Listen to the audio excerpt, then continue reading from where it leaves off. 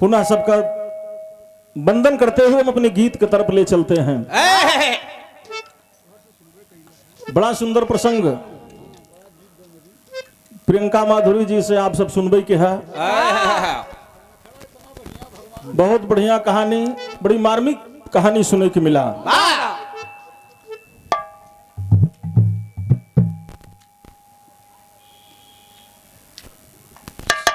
बड़ी सुंदर एक बड़ी सुघर लाइन सुनाई कि सड़िया काली लाई दा सैया हो नजरिया ना लागे। क्या बात है। बहुत बढ़िया, जरूरी बा बीचे बीचे में अगर भक्ति भाव चलत बा, 2 लाइन मनोरंजन होए के चाहिए। बड़ी सुंदर लाइन एक ठलेला मास्टर, आजकल बड़ी धूम मची में गीत का। बाबा कैसे भैया अब प्रसंग विरहा का बहुत बढ़िया। उत्तरी भारत, दक्षिणी भारत, ब्रह्मा विष्णु महेश सब जाकर दर्शन दीदार किए। पावन स्थान पर कहानी बड़ी मार्मिक रही। एकदम सट के ही से कहानी सुनाओ हम विरहा कर। बस आप सब शांति बनाए रहा, एक लाइन धुन ले ला। बा कैसे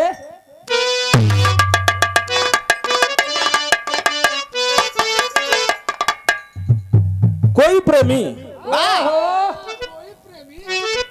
प्रियंका अपने मासूका के लिए परेशान है। अपना पोजीशन बदल लिया बेचारा, धंधा बदल लिया। चाहे जिस हालात में दर्शन हो दिखना चाहिए, ढूंढ रहा है, भटक रहा है। कैसे आइल बानी तोहरे गलिया, आइल बानी तोहरे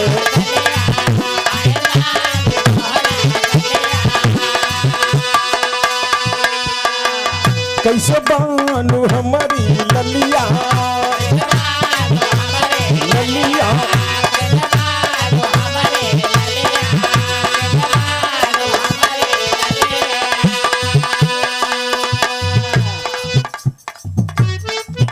बड़ा ही पावन पुरस्कार प्राप्त हुआ। सम्मानित बड़े भैया सुरेश यादव जी, गड़ई के भूमि प्रतापगढ़ से।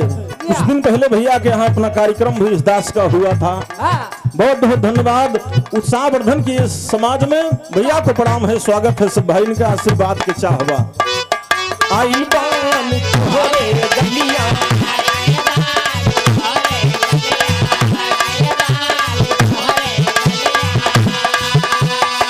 कैसे बानू हमारी ललिया, कैसे बानू हमारी ललिया,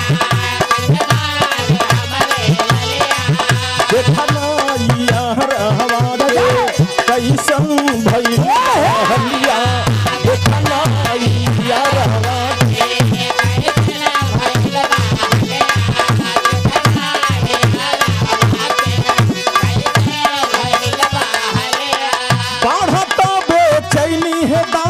मुश्किल भइल बा जीना जीना, लेला पुदीना हाय पुदीना, लेला पुदीना पुदीना, लेला पुदीना लेला पुदीना, लेला पुदीना।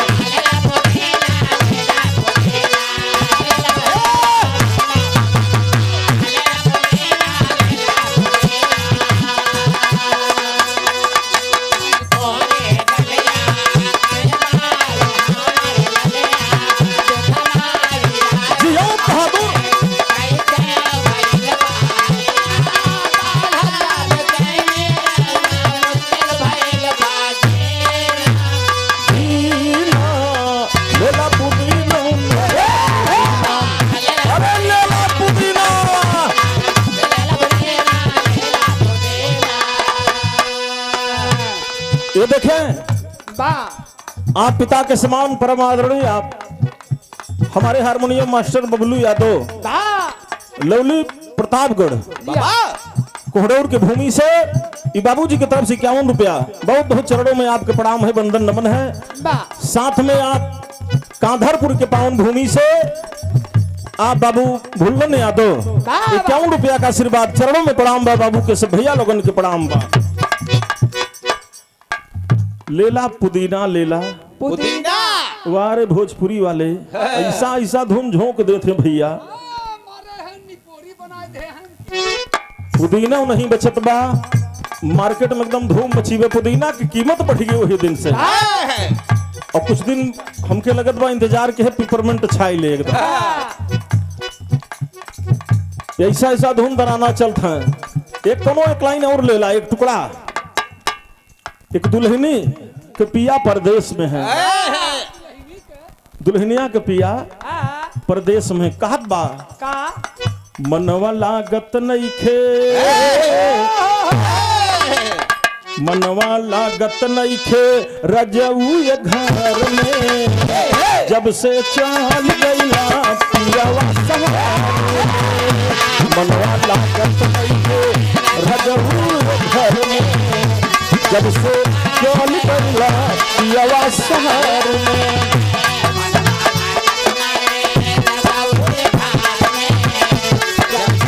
चल गईला राजा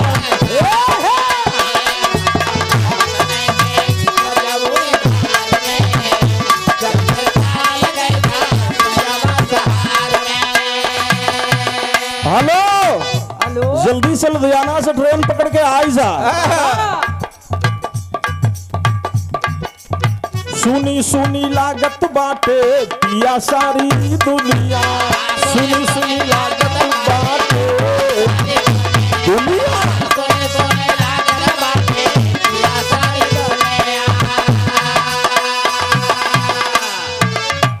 सजिया पे बाजे कैसे ढोल हरम, सजिया पे ढोल हरम।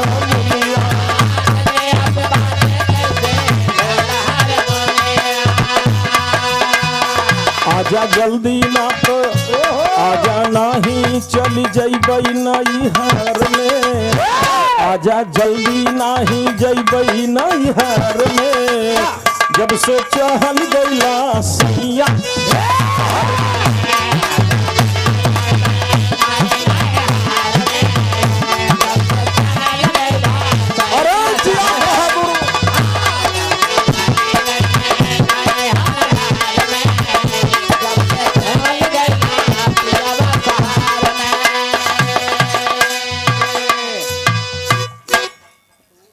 धुन तराना बीच बीच में आप सब आनंद लेते रहे, समय को ध्यान देते हुए एक मार्मिक प्रसंग बिरहा का सुना दे। आशा नहीं पूर्ण विश्वास बा।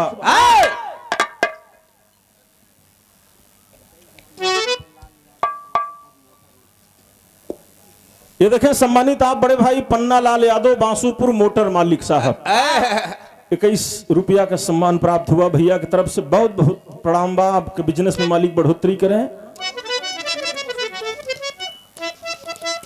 सबके चरणों में प्रणाम है, आशीर्वाद की चाह बा। कहानी पर आवा, बड़ा सुंदर बिरहा सुना आप। ब्रह्मा विष्णु महेश की कहानी चली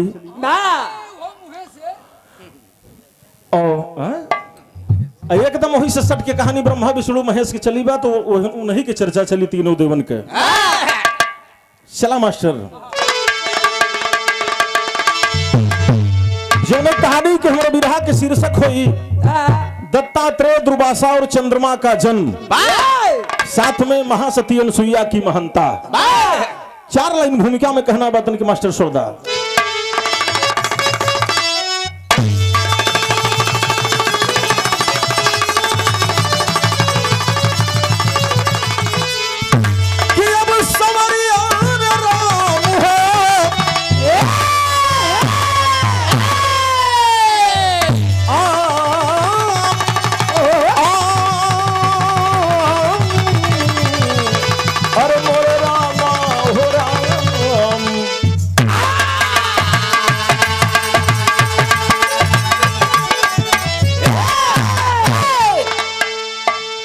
कवि जी संकेत के लिए 4 लाइन भूमिका में।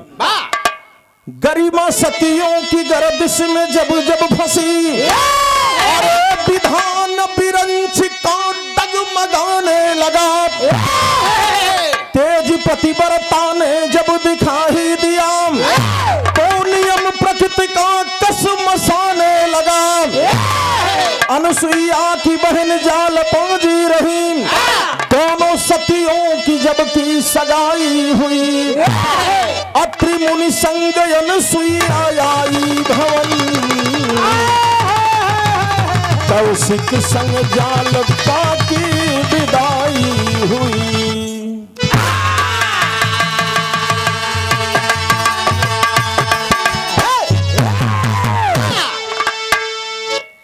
जिनका नाम इतिहास के पन्नों में अमर हो गया, मां सती अनुसुईया का विवाह अत्रि मुनि के साथ में हुआ। छोटी बहन बाबूजी जेकर नाम जालपा बा, जालपा का विवाह कौशिक मुनि के साथ में भा। दोनों बहन अपने ससुराल को गई, बिरहा में कव्वाली लगल बा का कि अरे जिसके सर पे हाथ हरदम, अरे जिसके सर पे हाथ हरदम गौ सितम दानी का है।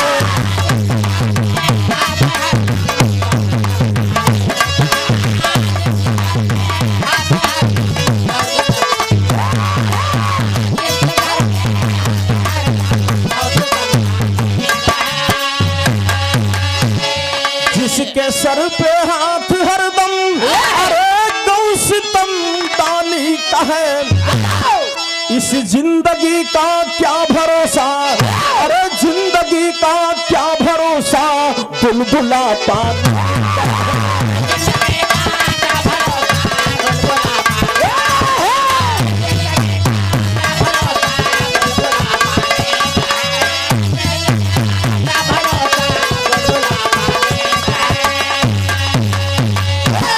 जिसके सर पे हाथ हरदम गौ सितम दानी का है, इस जिंदगी का क्या भरोसा बाबू, बुलबुला पानी का है। लेकिन कबीर जी बड़ा सुंदर भाव दिए हैं कि अब त्यागी बलिदानी बहादुर, त्यागी बलिदानी बहादुर मौत से डरते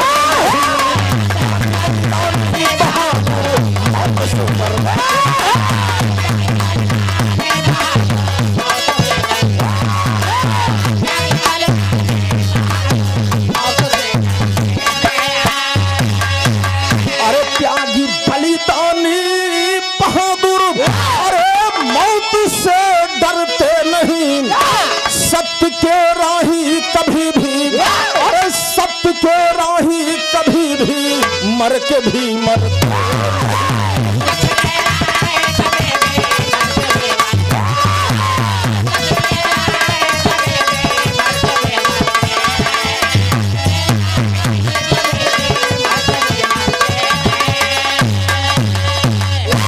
त्यागी बलिदानी बहादुर मौत से डरते नहीं, और सत्य के राही कभी भी मर के भी मरते नहीं।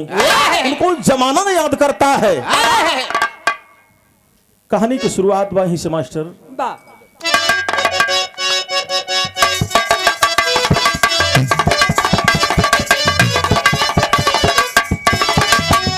बड़ी अनमोल लाइन बा, माता बहन लोग विशेषकर इस लाइन पर ध्यान देंगी। पति की सेवा से, पति की सेवा से बढ़कर न कोई पूजा है, अतिथि सत्कार से बढ़कर न धर्म दूजा है।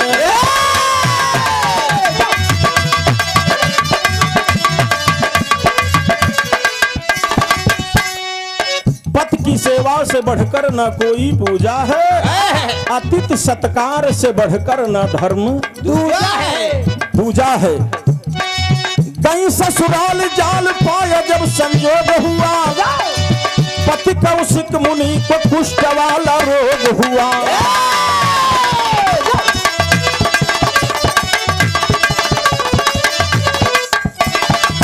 घूमते एक दिन नारद जी वहां आए हैं, घुमा दो तीर्थ स्थल देव ऋषि समझाए हैं।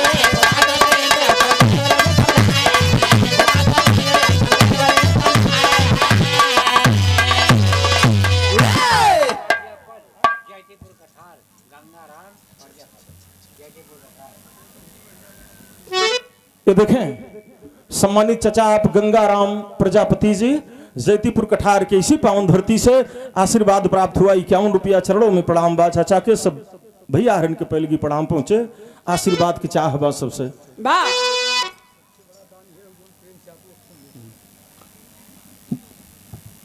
कह रहा हो देवर्षि वीणाधारी नारद भगवान प्रकट हुए। माई जालपा के पति जेकर नाम कौशिक मुनि बाबूजी, समय को मंजूर था वो कोढ़ी हो गए। उनके बदन में कोढ़ होएगा। रात दिन अपने पिया के भक्ति में पत सेवा में लगी है माई जालपा। धन्य है माँ जालपा, पत की सेवा में लगी हैं। देवर्षि नारद भगवान वही रहिया से जात रहे, कहे लगे इतनी सुंदर नारी, इतनी सुंदर, इतनी सुंदर नारी वाह कोढ़ी पति के साथे अपन जीवन बर्बाद करत। नारद भगवान पहुंचे, कहें जालपा इनकर संग छोड़ दा, जीवन के सफर लंबा बा, कहूं बढ़िया लहान लहाइला, छोड़ दान के। जालपा को क्रोध आ गया, खबरदार नारद, अपनी जबान को संभालिए। मालिक को अगर मंजूर है हमारे पिया कोढ़ी हो गए तो हमारा ये धर्म नहीं बनता कि हम अपने पिया का साथ छोड़ दें आज इस मुसीबत की घड़ी में। जब तक शरीर में सांस चलेगी, जब तक प्राण देवता विराजमान है, हम अपने पिया की भक्ति करेंगे, सेवा करेंगे। नारद जी कहे लगी धन्य हो माई जालपा, आपकी भक्ति महान है, कहीं इनकर सेवा करा, लेकिन एक बात मान ला।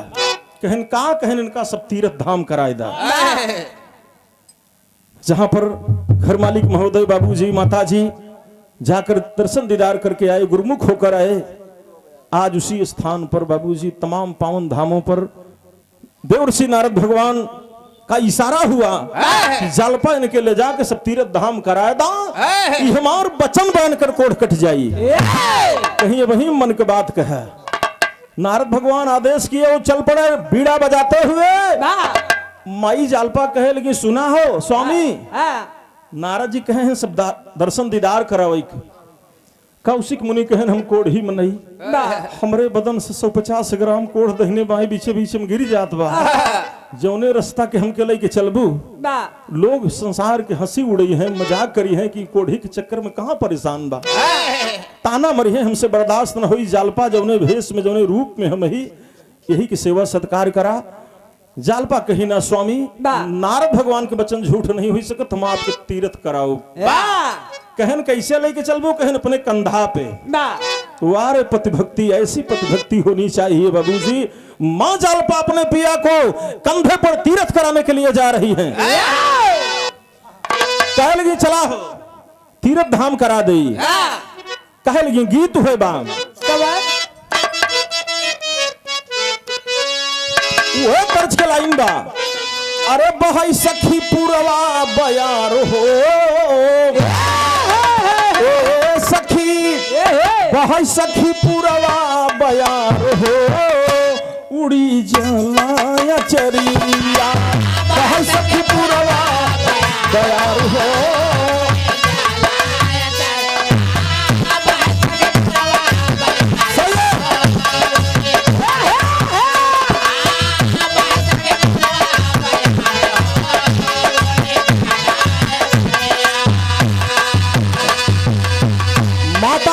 कह रही है अपने स्वामी से, सुना स्वामी बतिया हमार हो,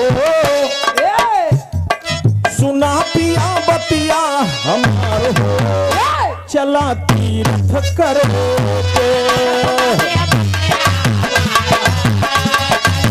तीर्थ करो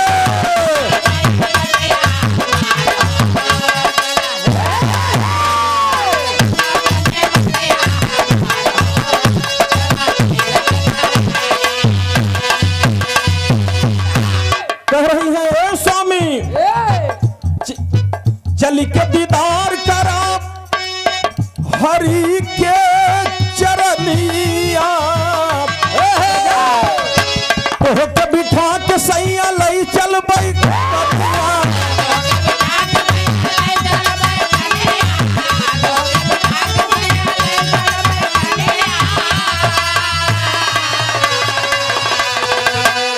अरे कट जाई कोढ़िया पार हो, कट जाई तू खाया तार हो, चला तीर्थ करे।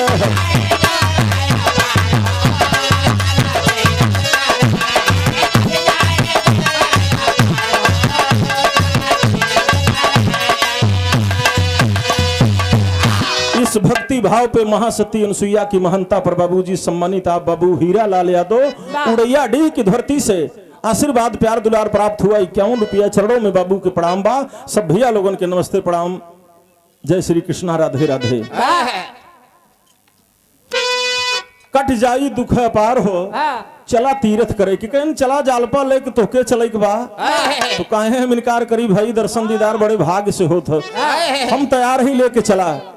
माई जालपा अपने स्वामी के कंधा पे बिठा कर निकल पड़ती हैं, जा रही हैं। कैसे जा रही हैं गीत है बा पैसा ले ला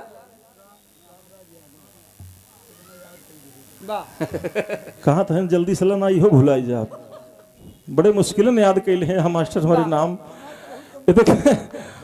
बड़े भैया श्रीमान राम राज यादव गाँव पूछे है ना ही ओको भुलाई गए 51 रुपया का पुरस्कार जयतीपुर कठार इसी धरती से भैया की तरफ से बहुत बहुत माया पुरस्कार 51 रुपया भैया के नमस्कार प्रणाम। मालिक सदा भैया के काम में कामयाबी दें।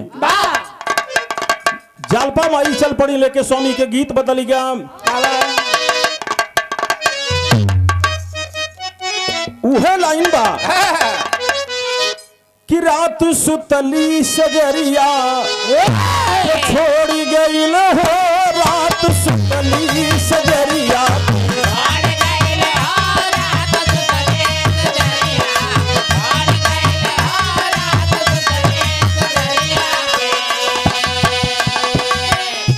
अरे कच्ची कली दिल वो कच्ची कली दिल मरूर दिल हो रात सुतली सजरिया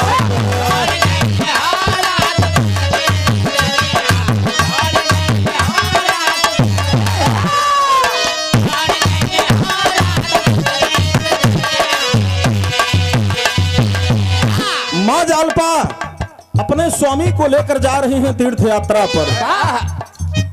चली अपने पिया के चली अपने पिया के बिठा के कनिया चली अपने पिया के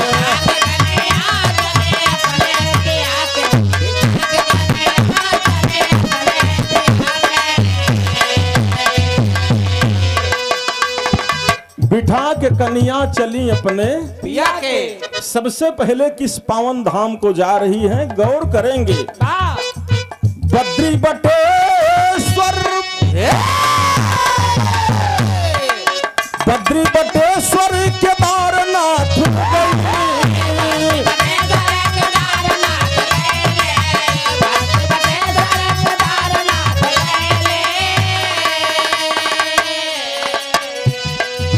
काशी रामेश्वर काशी रामेश्वर काशी रामेश्वर प्रयागराज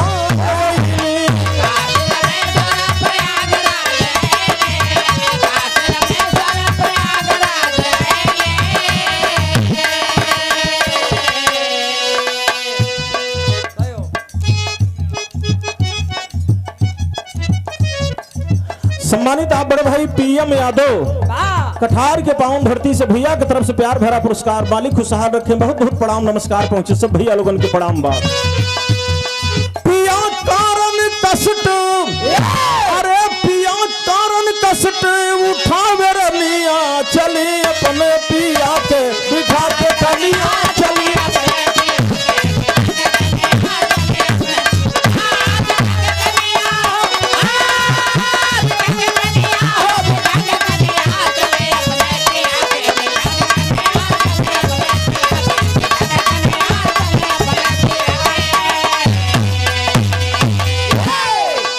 तमाम दुख का सामना करते हुए माँ जालपा भूख प्यास का सहन करते हुए ऐसी पद की भक्ति होनी चाहिए, ऐसी सेवा होनी चाहिए।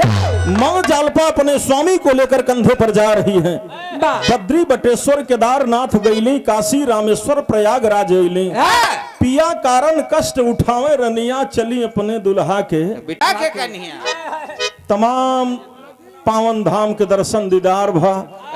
पवित्र जलन में डुबकी लगाए स्नान किए कौशिक मुनि, लेकिन भैया उनकर कोढ़ 20 से 19 नाई होत बा।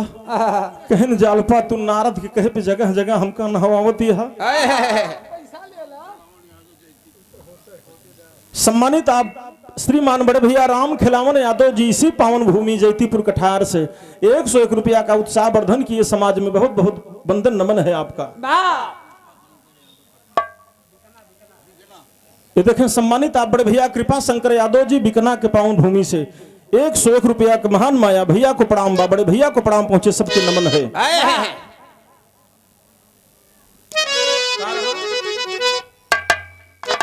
उनकर कोड 20 से 19 नाइब है कहन लेके लवट चला जगह जगह लेके माथा पटकत है हम जगह जगह डुबकी लगावत है रच्चू फरक परत बा जालपा कहीं नारद भगवान के झूठ हो ना सकत स्वामी एक स्थान और बाकी बा हमके विश्वास बा वहीं आपके सारा मामला दूर हो जाई कष्ट कट जाई ठीक हो जाई कहन चूका मत ना तो बार बार यह रोज जाना कहबू कि वहीं चला चला होता तुहार कोड दूर हो जाए तो बाकी मत लगावा जब इतना जगह गए 20 से 19 नाइब है तो वहीं चल के देख ला गए कौन वो स्थान का बा का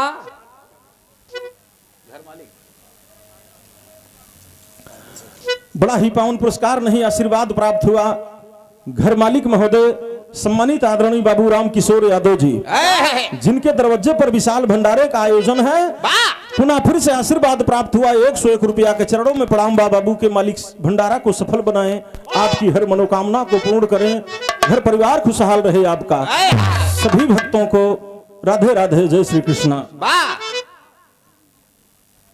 ये देखें पुनः हमारे भाई बड़े अजीज भाई लहर म्यूजिक वर्ल्ड के आप प्रबंधक अजय यादव भैया जिनकी देख रेख में रिकॉर्डिंग में दोनों पार्टी का कार्यक्रम हो रहा है भैया की तरफ से पुनः 101 रुपया का पावन सम्मान प्राप्त हुआ बहुत बहुत शुभकामना शुभाशीर्वाद आपके लिए सदा भैया अपने काम में कामयाब रहें यही माँ बीड़ा वाली से प्रार्थना है। स्थान तीर्थ करावे रही के भूखी पियासी आयल सुहावन सावन के पूर्ण मासी अरे अमरनाथ गईली जहां भोले बनिया चले अपने पिया के बिठा के कनिया चली अपने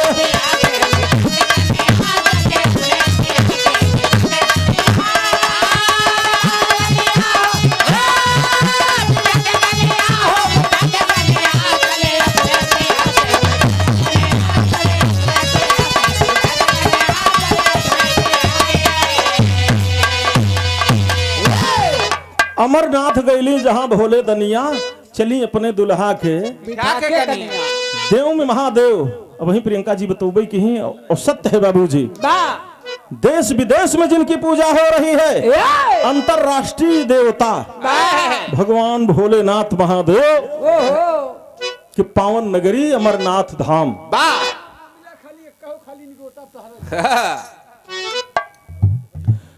ये देखें बड़ा ही पावन आशीर्वाद प्राप्त हुआ क्षेत्र से सम्मानित आप बाबू श्रीपत सिंह यादव पूरे अंती चौखड़ जय यादव जय माधव 51 रुपया का आशीर्वाद बहुत बहुत प्रणाम पहुंचे चरणों में वंदन नमन है।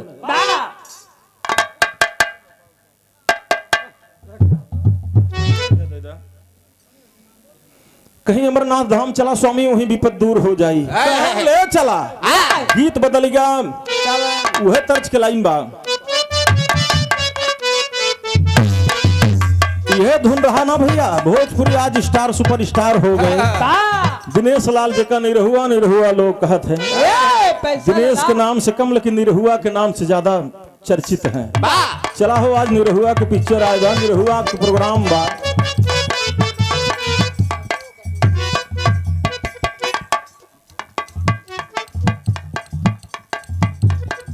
बड़े भैया श्रीमान आप अशोक कुमार यादव जी जयतीपुर कठार इसी पावन धरती से 101 रुपया भैया का नमन बा प्रणाम पहुंचे वह गीत के लाइन बा हरे बुढ़ऊ मलाई खाले बुढ़ा चावल लपसी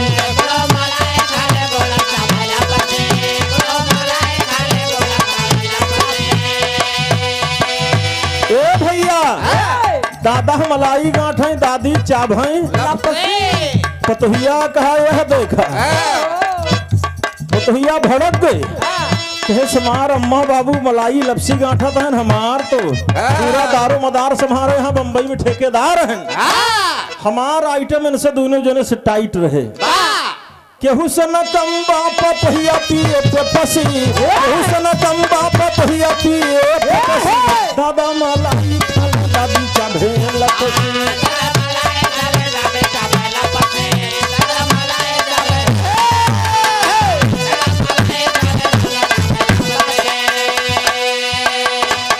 आज जा कहानी पे भोजपुरी दुनिया वाले ही धुना कितनी के नया मोड़ दे है कैसे मिस कॉल मारा ताड़ू दे दुकाहो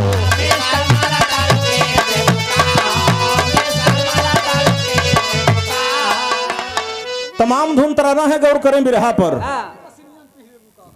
जालपा अपने स्वामी कौशिक मुनि के लेके अमरनाथ मेला में पहुंच गई बड़ा विशाल मेला लगा है जैसे आज जयतीपुर कठार की पावन धरा पर सभी भक्तों का विशाल मेला जुटा है इसी प्रकार अमरनाथ धाम मेले में भगवान भोलेनाथ की जय जयकार हो रही है माई जालपा कहीं ए स्वामी खुद यहीं कहीं देखत है भगवान भोलेनाथ के दरबार या हाथ जोड़ा प्रणाम करा आशीर्वाद ला तो हर कष्ट कटे चली दुआरे माई जालपा भगवान भोलेनाथ से फरियाद करते हैं कि दुनिया के मालिक आप कहाँ हैं लेके फरियाद आज आए लेके फरियाद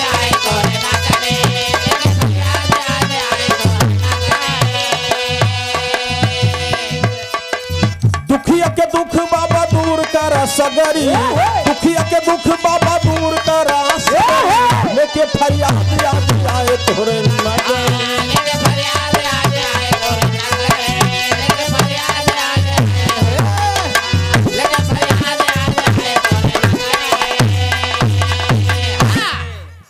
दुखिया के दुख बाबा दूर करा सगरी लेके फरियाद आज आए तोहरे नगरी दुनिया के मालिक कहाँ है हमारे मुसीबत के ख्याल करा हमारे स्वामी के कष्ट काटा भीड़िया या पार नाही रहिया सुझाले अरे कोढ़िया के देखी लोग दूर भागी जाले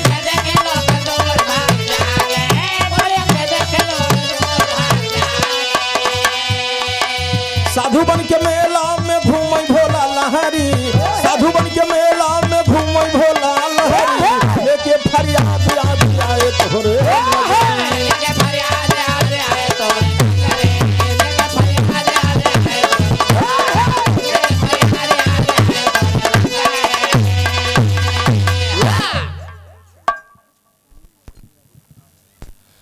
परम सम्मानित आप बड़े भैया श्रीमान दान बहादुर यादव जी चांदपुर प्रतापगढ़ के पावन भूमि से सम्मान प्राप्त हुआ 101 रुपया के बड़े भैया को प्रणाम नमन है सब भैया के स्वागत बंदन अभिनंदन है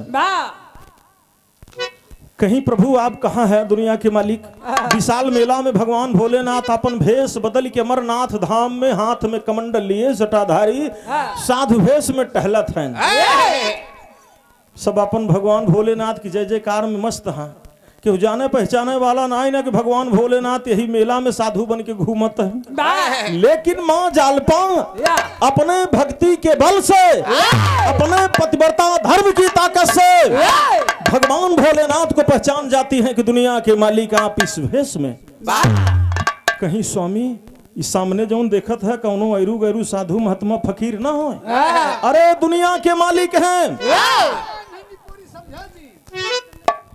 भगवान भोलेनाथ हैं कौशिक मुनि कहे नहीं भोलेनाथ हैं अरे हम तो सुने रहे गोजर बिच्छू राखी भभूता ये सब चुपड़े रहा थे ये तो साधु महात्मा के रूप में कहें दुनिया के मालिक हैं क्षण भर में कौनो भी रूप धई सका थे तो भगवान भोलेनाथ हैं कर हाथ जोड़ के आशीर्वाद ले ला कहन जालपा जब इतनी दूर हम चल के आई गए तो इतना दूर से प्रणाम न करब हमके उनके करीब में लेके चला जब नजदीक में चलब तब हम हाथ जोड़ के विनती करब कहीं स्वामी चाहे जहां से हाथ जोड़ ले दुनिया के मालिक हैं देख ली हैं तो हर विनती स्वीकार कर ली है कहें ना हम एकदम करीब में चलब नहीं माना थे कौशिक मुनि आखिरकार माई जालपा लेके उनके बगल में खड़ी हुई गई। वही कंधा पे बैठे बैठे पखुरा बेच दे भोलेनाथ। पसरन कोढ़ लग गए भगवान शंकर जी के बदन में। गुस्सा में आग बबूला हो गए। कौन दुष्ट है तेरी इतनी बड़ी हिम्मत, हमारे ही मेले में आके हमारे बदन में कोढ़ लगा दिया। कौशिक मुन शरीर हिले कांपे लगी, कहीं जालपा इनका सम्हारा, कहीं गलती आपकी है। हम कहे दूरिन से हाथ जोड़ ले, प्रणाम कैला, आप नहीं माना, कहे नजदीक में लेके चला। अगर हम नजदीक में लेके आ गए तो इनकी बदन में कोढ़ लगा दिया। कोढ़ लगाकर आप ठीक नहीं किए स्वामी। भगवान भोलेनाथ कहीं जालपा जितना जल्द हो सके मेले के बाहर हो जाइए, चली जाओ यहां से, मुझे देखना नहीं पसंद है, निकल जाओ, मेले के बाहर हो जाओ। बिरहा के टेरी में कहना बा।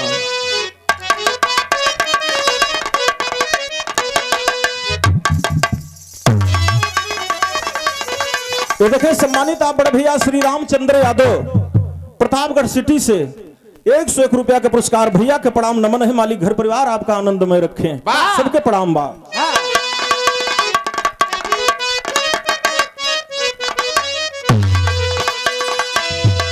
मन की आशा पर पानी फिर गया, अरे मन की आशा पर पानी,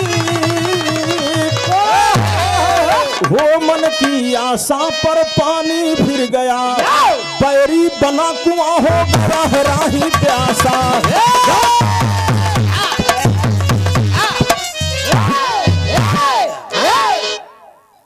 बैरी बना कुआं हो गया है राही प्यासा, मन की आशा पर पानी फिर गया, पानी फिर गया। भोलेनाथ कहे मेला के बाहर हो जा, जालपा इनके लेके हम इनके श्राप दे। कहीं दुनिया के मालिक है, हमरे मागी की सिंदूर बचाएला, हमरे पिया के ऐसा श्राप मत दा। प्रभु क्षमा कहदा, हम गलती मानते, हमरे पिया से गलती हुई, कहे कुछ ना, मन बना ले इनके श्राप दे तो श्राप दे के रह। भगवान भोलेनाथ बाबू जी आखिरकार श्राप दे ही बैठे। श्राप दिए क्या क्या? राधे श्याम में कहना है 2 लाइन कि अरे कुपित हो गए शिव शंकर, तब कोढ़ी को धमकाते हैं, सूर्यास्त के बाद मरेगा शिव जी श्राप सुनाते हैं।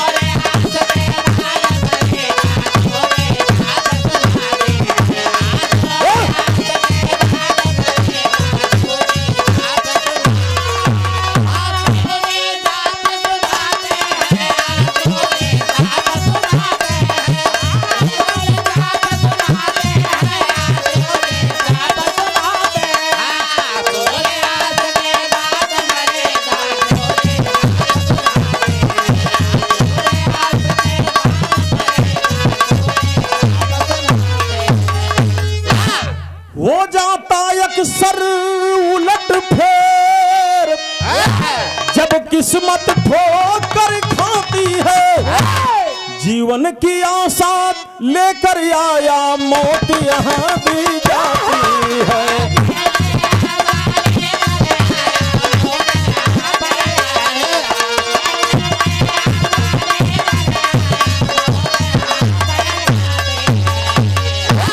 भगवान भोलेनाथ श्राप दे दिए कि इनके ले जाके जितना सेवा करे हो, पति भक्ति करे हो, कैला।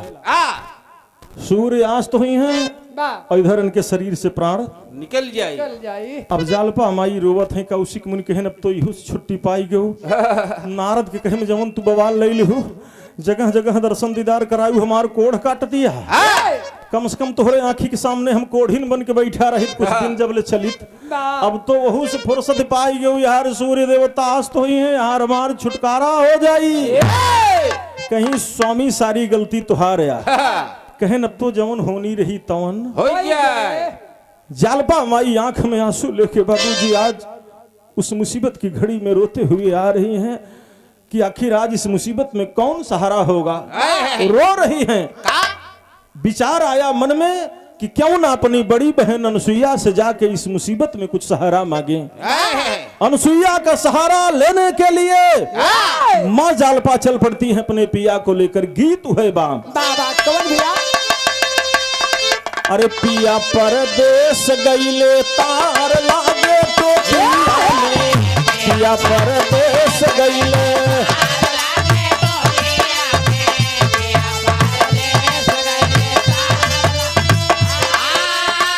तार लागे टोकिया, सितार लागे टोकिया में,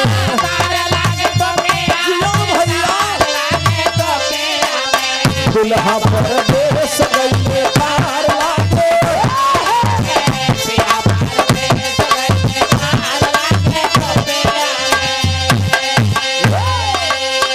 मां सती अनुसुईया के सामने जालपा आंख में आंसू लिए रोते हुए जाके कहती है कि बहनी, ए बहनी, फुटी गयल की समत हमार मोरी बहनी, फुटी गयल की समत हमार मोरी बहनी है।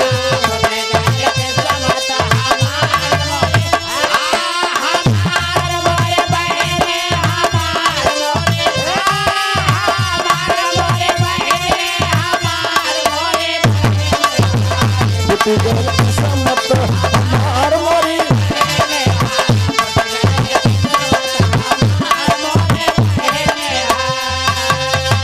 अनुसुईया मां कह रही हैं, जालपा मेरी छोटी बहन क्यों रो रही हो, क्या कारण है? कहे लगी बहनी, हमारे स्वामी के भगवान भोलेनाथ दुनिया के मालिक श्राप दे दिए बहन, दे दिए बलमा के श्राप भोले दानी, दे दिए दुल्हा के।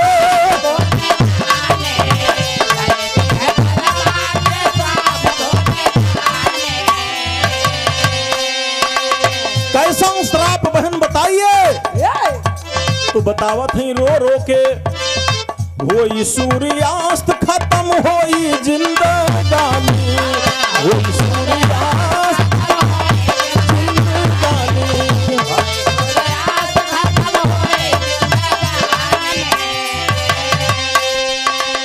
सुनी होई हमारी लीलार मोरी बहनी, लीलार मोरी बहनी, फुटी गयल की समत हमार मोरी बहनी है।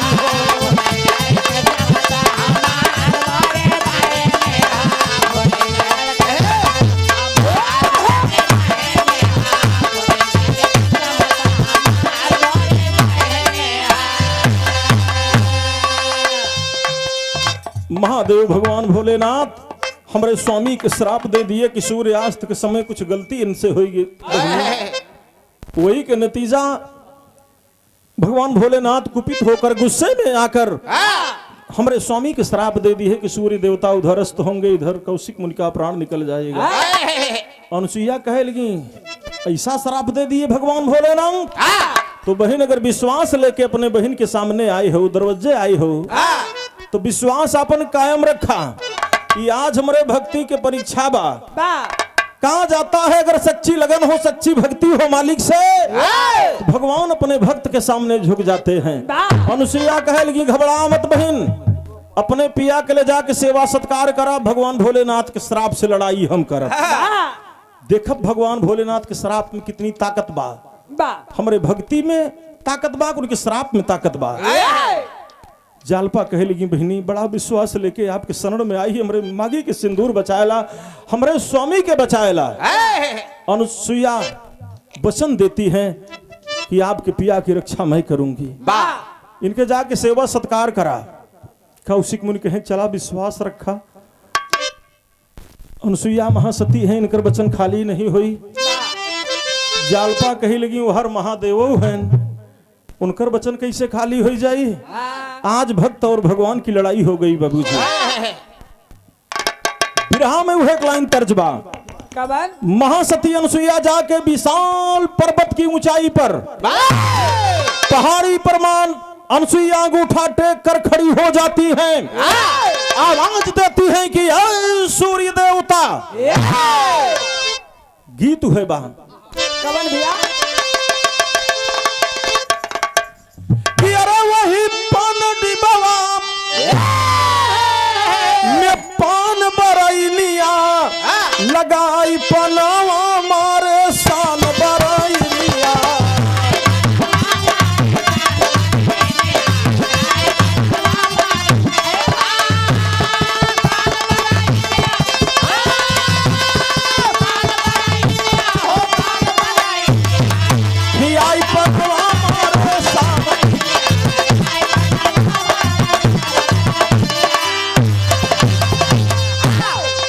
अनुसुईया माई सोचे लगी सबसे बड़ी मुसीबत सूर्य देवता हैं। भोलेनाथ कहें अगर सूर्य इधर अस्त होंगे और हर कौशिक मुनि के प्राण निकल जाए। तो काहे न पहले नहीं कि हम थाम ले। इनका हम अस्त हो न देव, जब ये अस्त हुई है न तो कौशिक मुन हमरे बहनोई के प्राण के कौनो संकट न पड़ी जाई ना। महासती अनुसुईया सूर्य देवता को आवाज लगाती हैं, कैसे?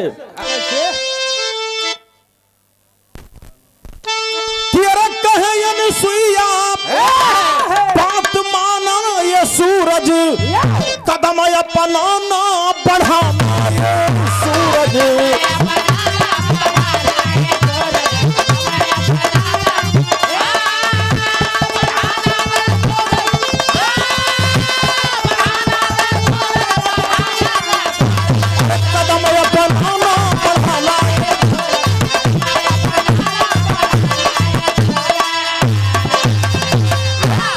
तो देखें आप माता जी के पावन कर कमलों से बड़ी माया 11 रुपया रामकरण कठार की भूमि से 11 रुपया बहुत बहुत प्रणाम बा, नमस्ते प्रणाम पहुंचे।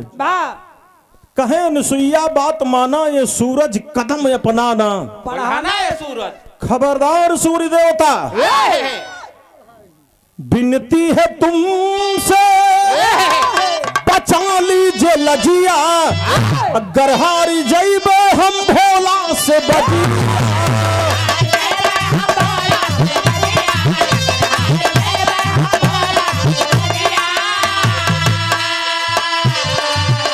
अरे मारी मेहनवा, अरे मारी मेहनवा जमाना ये सूरज कदम है अपना ना बढ़ाना ये।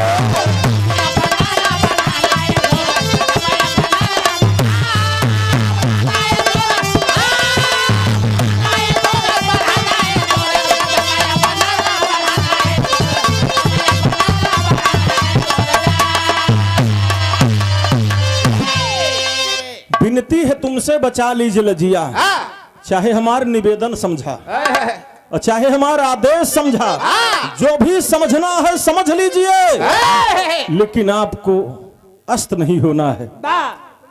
सूर्य देवता कहन महतारी तो विधि के विधान बदल जाए, दुनिया के विधान बदल जाई, दुनिया में हाहाकार मच जाई, कहन कुछ भी हो जाए सूर्य देवता, एक पतिव्रता नारी का आदेश है, मन बयान बात अगर अब आगे तू जई बाप, तेज पतिव्रता के भस्म हो जई बाप। फरियाद हमारी निभाना ये सूरज कदम अपनाना बढ़ाना है सूरज। बढ़ाना ये सूरज। सूर्य देवता कहन महतारी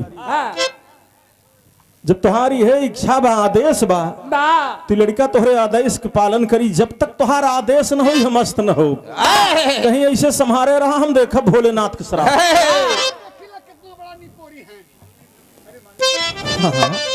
भगवान भोलेनाथ श्राप दे दी, अनुसुईया माई इधर तैनात पहाड़ी पर, ऊंची पहाड़ी पर आदेश दे दी। सूर्य देवता अपने स्थान पर डिग गए, खड़े हो गए। दोपहरिया दिन के दिन ही बना बा, दुनिया के लोग सब परेशान है, बाप रे बाप का होत भाई।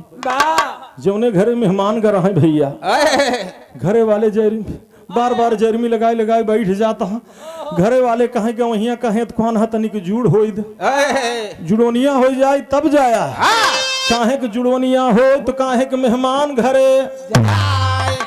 जेका डॉक्टर बताए हैं एक खुराक सवेरे ले है, एक ही खुराक दोपहरे ले है, एक ही खुराक शाम के। काहे के शाम हो तो काहे के कई खुराक ले। बाप रे बाप बड़ी परेशानी मच गई दुनिया में। ब्रह्मा विष्णु कपार पीटे लगी कि अनुसुईया माई कहा कह दू। विष्णु कहने चला भैया के मनाई ले अपन शराब वापिस कैले ना दुनिया में शाम न होए। बाप रे बाप दुनिया के लोग सब परेशान हैं। तरजु है बा मास्टर ये सैया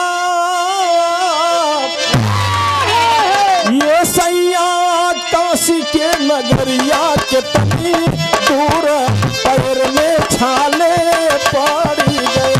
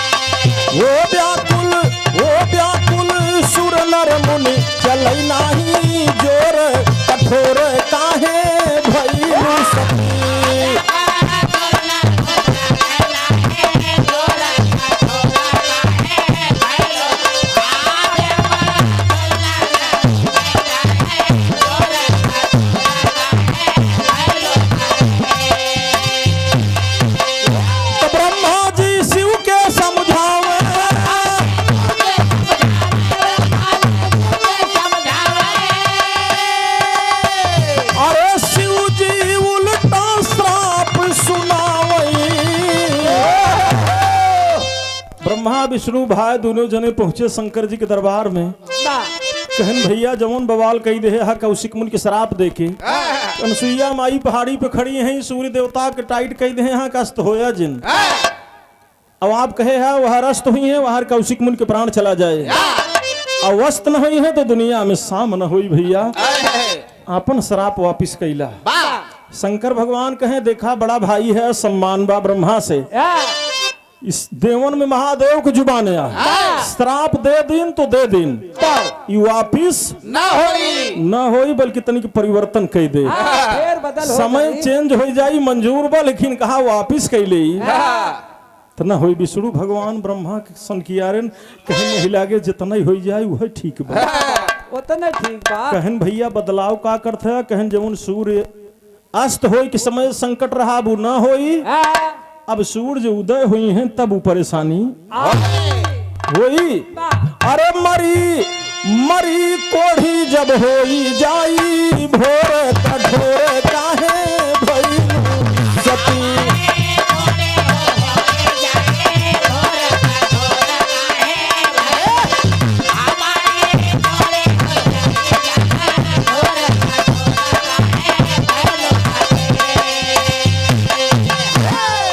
बड़े भैया परम सम्मानित श्रीमान ओम प्रकाश यादव जी सारडीह के प्रतापगढ़ की पावन भूमि से 51 रुपया का पुरस्कार भैया के प्रणाम व नमन है पूरी पार्टी की तरफ से।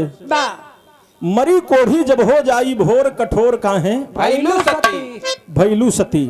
शंकर भगवान कहें जा नियम बदल दीन हम, अब सूरज अस्त हुए कोनो परेशानी न हुई, सूरज उदय हुई है तो फिर वह दिक्कत आ जाई।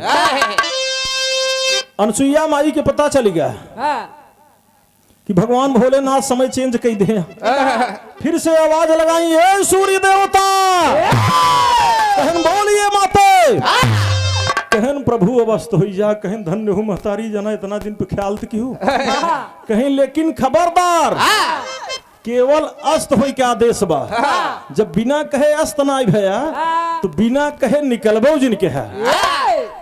सूर्य देवता बोल पड़े महतारी विश्वास कायम रखा, अगर ये लड़का बिना कहे अस्तनाई भमाई तो जब तक आपका आदेश न मिली हम उदय न हो। कहन बस इसे समारे रहा। सूर्य देवता अस्त हो गए, और जब सूर्य देवता अस्त हो गए तो दुनिया में शाम होने लगी। जब शाम होने लगा तो दुनिया के लोग सब आपस में गले मिले, लेकिन कहन बारे मालिक जैसे कुर्सी बिना लागत बा धरतिया पे लड़ाई होत है, हमके लगत बा ऊपर यह झंझट मची बा, कहा समय अनुसार कहो न शाम होत बा न दिन होत बा। जब शाम हो गया भैया आपस में सब गले मिले, लेकिन कहन भैया आज बड़े दिन के बाद शाम हो गया, इतनी बड़ी खुशी बा तो दुनिया में भैया धीरतिया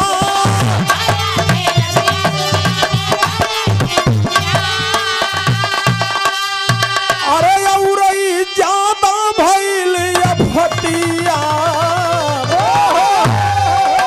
तो पीटई अरे पीटई छाती सब बहैया थी लोर कठोर काहे भइलू सती।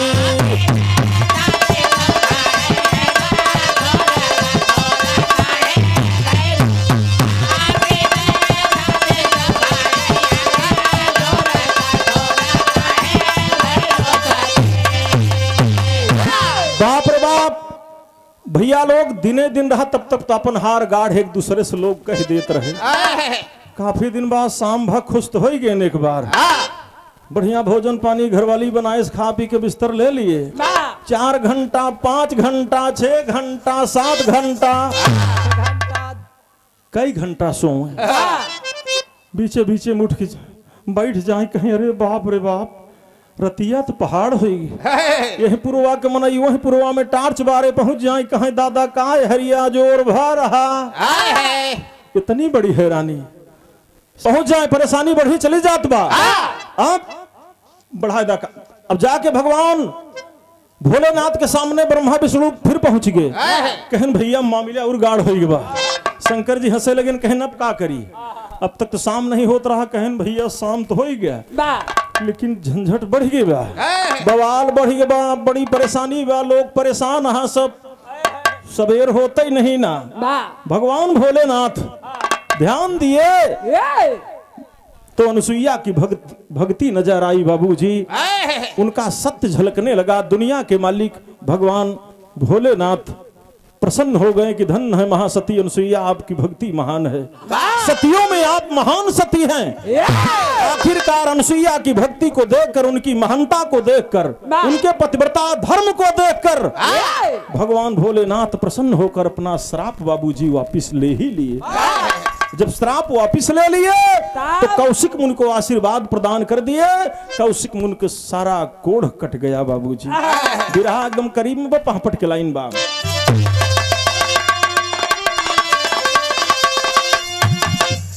सुंदर कायाम ये भैयाम वह सुंदर काया दे दिहले जिंदगानी भोले दानी हो। अब दृश्य देख के सोची नारद ज्ञानी भोले दानी हो।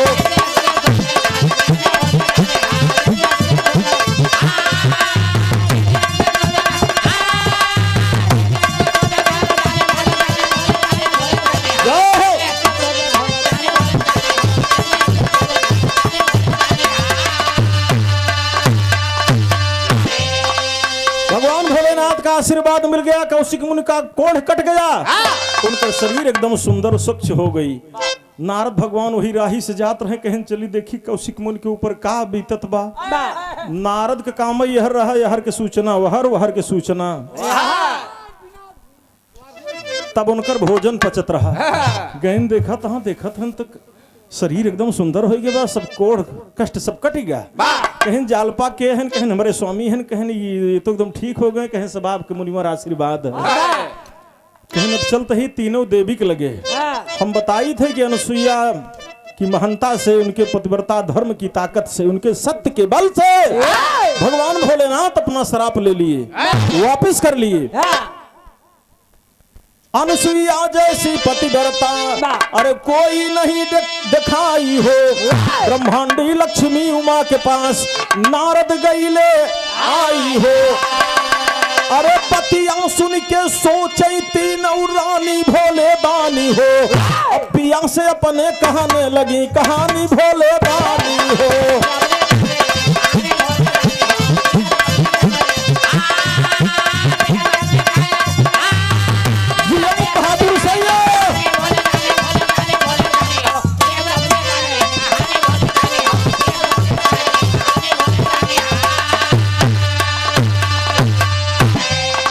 नारद भगवान पहुंचे। ब्रह्माणी जी खड़ी हैं सामने, मां सरस्वती जी खड़ी हैं, बगल में उमा जी खड़ी हैं, बगल में लक्ष्मी मां, तीनों देवी खड़ी हैं। नारद जी पहुंचे। प्रणाम माते, प्रणाम माते, प्रणाम माते। कहें नारद बताइए कैसे आना हो रहा है, कहां से आना हो रहा है। नारद कहें नहीं, धरती पे अनुसुईया जैसे महान सती एक दूसरी नारी के बखान दूसर नारी बहुत कमई सुन पावत। कहीं बीड़ा बजावत हा हमारे मन से धुकना उस। लक्ष्मी भड़क गई। कहीं रात दिन नारायण नारायण करता है, बखान करता है अनुसुईया का। कहन माता जो जैसा होता है वैसा गुणगान करना ही होता है। कहीं अब ही न मानब नारद। कहन तब कैसे मनबू। कहन अबे हम परीक्षा ले, अभी हम परीक्षा लेंगे अनुसुईया की कितनी महान सती है अनुसुईया। कहन चाहे जौन परीक्षा लेला। अपने अपने दुल्हा के तीनों देवी बुलाई, सरस्वती ब्रह्मा जी के, उमा जी भोलेनाथ के, लक्ष्मी जी विष्णु जी के। कहीं स्वामी इधर आवा, तीनों जने हाजिर है। कहन आदेश, कहन चल जा अनुसुईया की कुटिया पे जाके उनकर परीक्षा ले। कितनी बड़ी सती हैं, कितनी बड़ी सत्य के पालक हैं वो। ब्रह्मा विष्णु महेश कहन जाए के परी। कहन बिल्कुल चल जा। ब्रह्मा विष्णु महेश अनुसुईया की कुटिया पर परीक्षा लेने जा रहे हैं अपनी अपनी दुल्हनी के कहे पे। चल पड़े। आल्हा में प्रमाण बाण कि अरे सुर नर मुनि जे कर कैले भजनिया बाबू।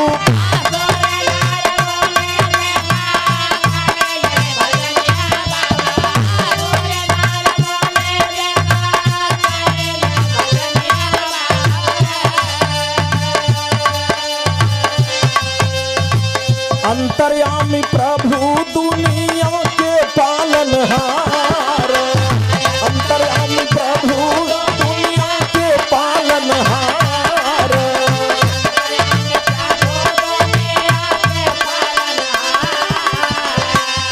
अपने घरावा से कैले प्रस्थनवा देवता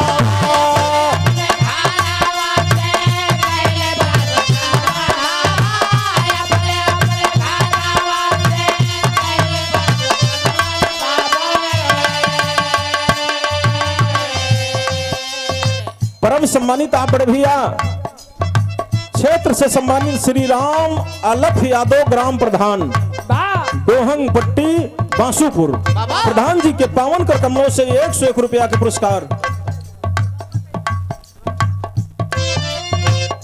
प्रधान जी के बहुत बहुत स्वागत है, वंदन है, प्रणाम पहुंचे सब भैया लोगन के नमन बा। और साथ में हमारे सम्मानित भाई आप लालू यादव जी पूरे केवल की भूमि से 51 रुपया भैया को नमन है, प्रणाम है, वंदन है।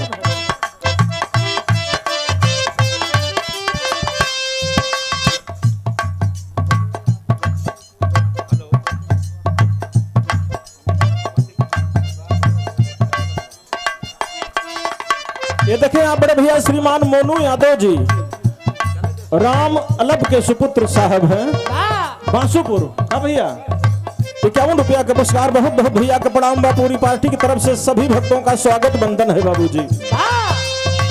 पहुंचे या न सुइया के कुटिया मझार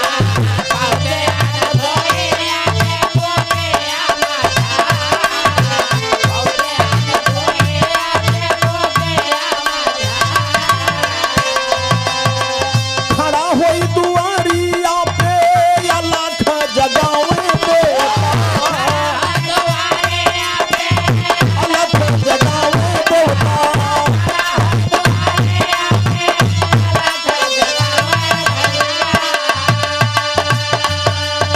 भूखा है कोई देवा भोजन कराए, भूखा है कोई देवा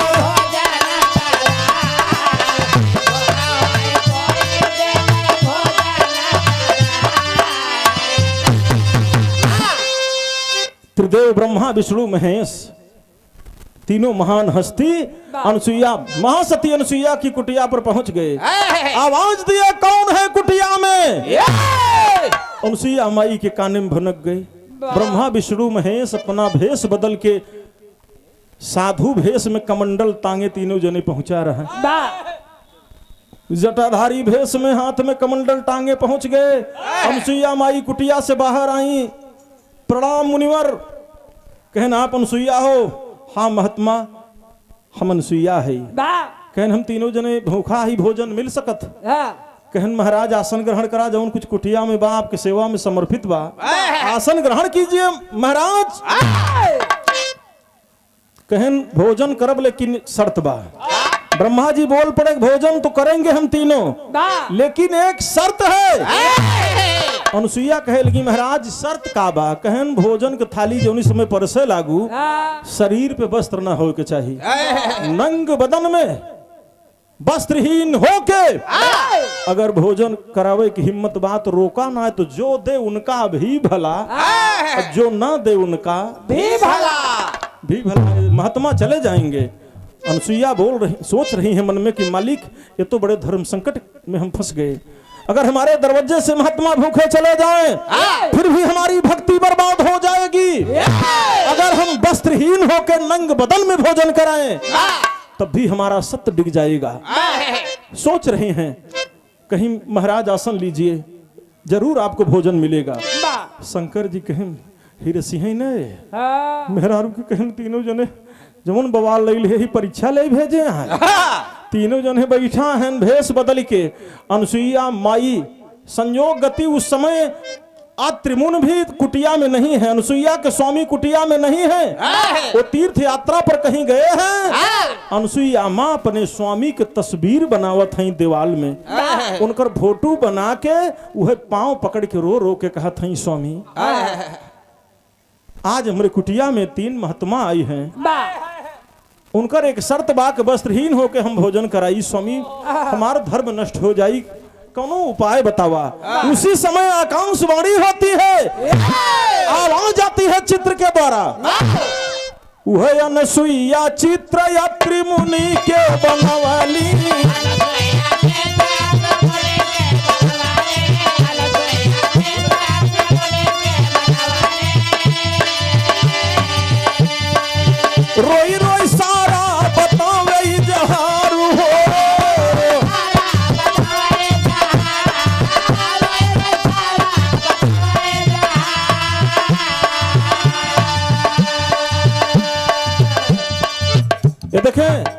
समाज के सम्मानित बड़े भैया शिव शंकर यादव जी पारा हमीदपुर के धरती से वाह बड़े भैया जी की तरफ से 101 रुपया स्वागत है आपका, बंधन है।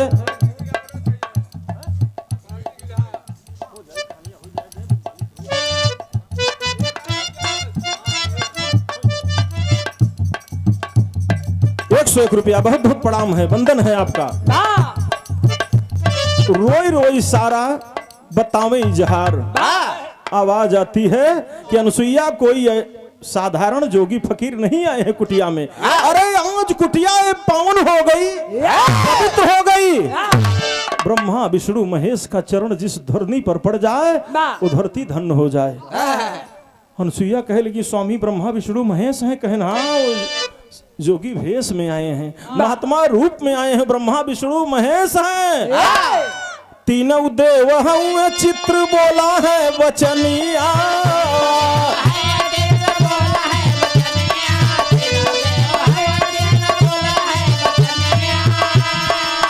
अरे तीनों देव हूँ चित्र बोला है वचनिया, पनिया छिड़क के दे तू लड़ी क्या बना।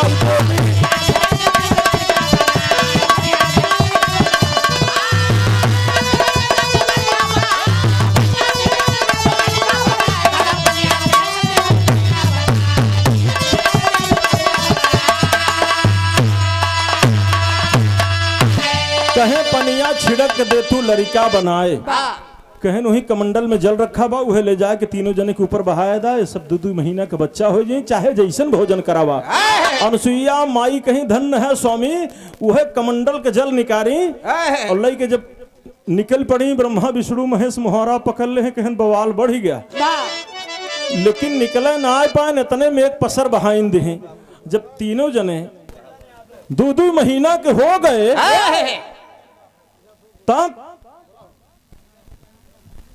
शंकर भगवान कहे लगे तू का बताई हम, उमा जी के कहे पे फंस गए, आज ही मामला बचपन वाला आएगा।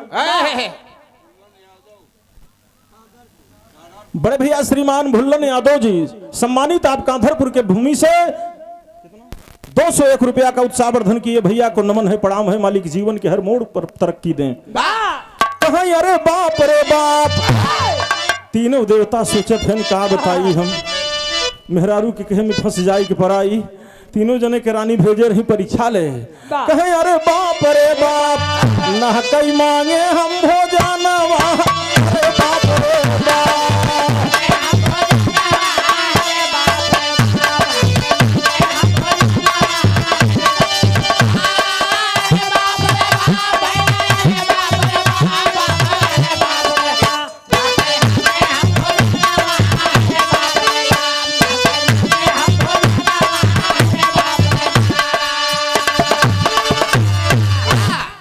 जल में भारी करामात बात समझ गए अवतारी, भोजन के अब इच्छा नाई ना आज्ञा महतारी, जा भाई हम अपने भवन रे बाप रे बाप।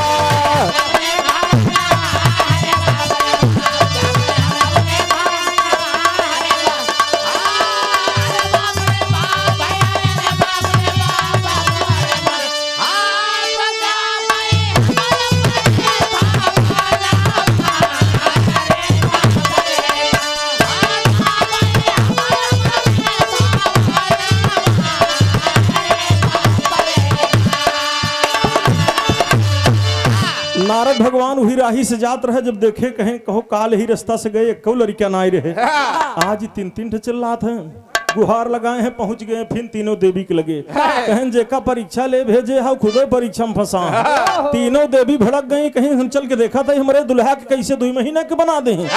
तीनों देवी भी आके पहुंच गई, और जब तीनों देवी भी पहुंच गई तनसुईया से कह रही हमार स्वामी कहाँ है, कहें जमुनी पलना में झुलावत ही तीनों जने दूसरे का न हो, आपन आपन उठाए लो लेके चल जा। लक्ष्मी जी सोचत है कहो हमार है, एक रोइया तीनों जने देखा तहाँ वह पता लागा, अपन समझ के उठाए ले हमार जेठौत न निकल जाए, ब्रह्मा न ठहर जाए, मामला बड़ा गड़बड़ बा। अनुसुईया माई बोल पड़ी, कहीं धाने में से गेहूं के राई ना ले तू, अपन अपन दुल्हा बेराई ना ले तू, अपन अपन दुल्हा।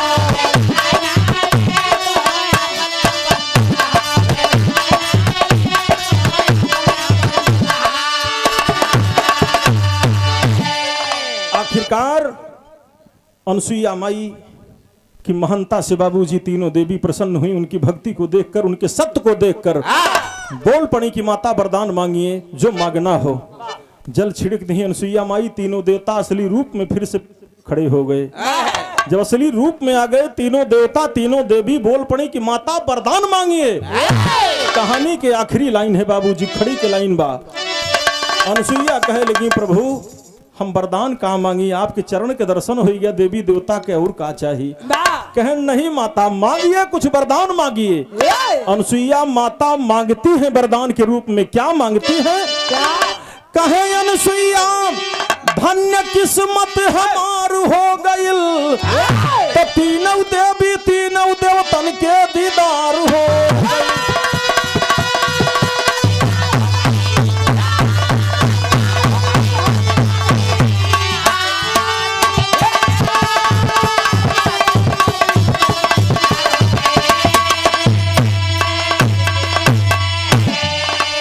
अनसुईया माई कहे लगी ब्रह्मा विष्णु महेश से कि आप तीनों देवता को हम बालक रूप में अपने गोद में खिलाए हैं।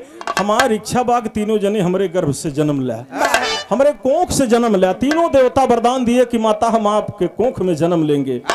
किस किस रूप में जन्म लिए देवता बाबूजी प्रमाण मिलता है। वही दत्तात्रेय बन करके ब्रह्मा जी आए, भगवान भोला दुर्वासा कहाए।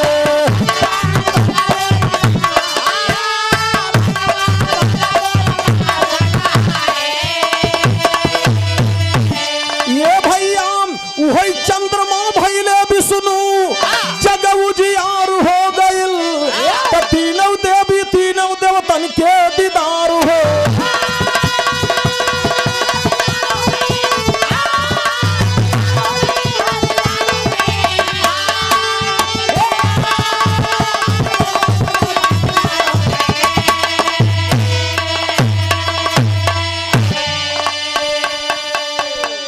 दत्तात्रेय दुर्वासा और चंद्रमा का जन्म हुआ अनसुईया माँ के गर्भ से बाबूजी।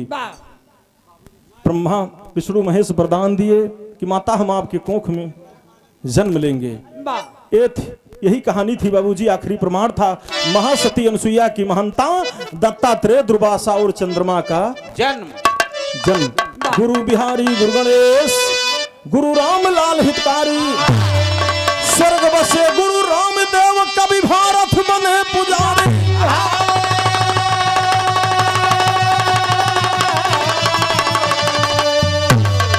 मन की आशा पर पानी फिर गया।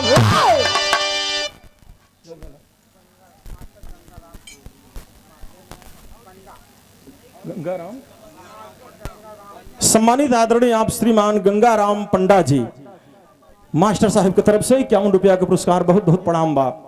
मन की आशा पर पानी फिर गया, तगावई सीताराम सतगुरु चरण अभिलाषा। मन की आशा पर पानी